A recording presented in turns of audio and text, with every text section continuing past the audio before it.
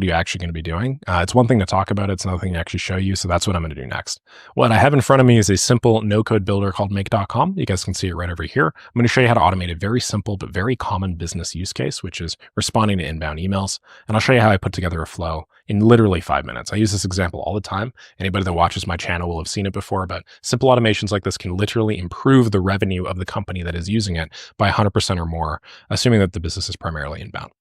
Okay, so this is make.com. Let's pretend we have a form on my website right over here. When you click the Let's Talk button, you move over here and it asks for your name, asks for your email address, and then at the end of it, it asks for what you're looking for. Hey, I'm looking for an automated system to respond to emails for me. Okay, that seems pretty simple. Now, in my case, I'm just using Typeform, which is why I have that base response over here. But in your case, maybe you're using a different form solution. I don't know, it might be built right into the WordPress website that you guys are building, or maybe it might be part of the Webflow site that you guys have up and running.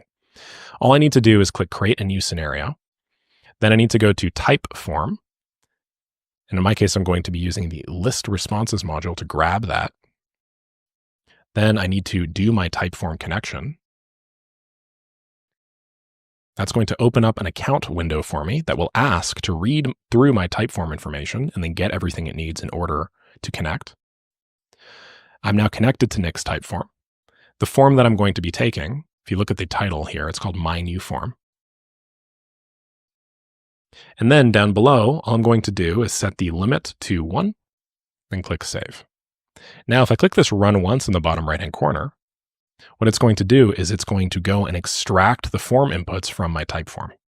So what we could see here under mappable answers is we actually have that exact form that I just filled out on my website, but now we have it accessible to us in this no-code tool. If you are a business, maybe a marketing company that gets a lot of form inquiries on your website, what we've done is we've basically taken it from your website and we've stuck it inside of our no-code builder here, okay?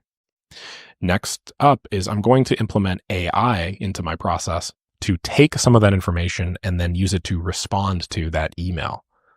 What I want to do is I basically want to immediately respond to this person so that they think that somebody's on the website looking, watching, and basically open and available for a conversation. So I'm going to go over to this OpenAI node. Then I'm going to go all the way down here to where it says create a completion.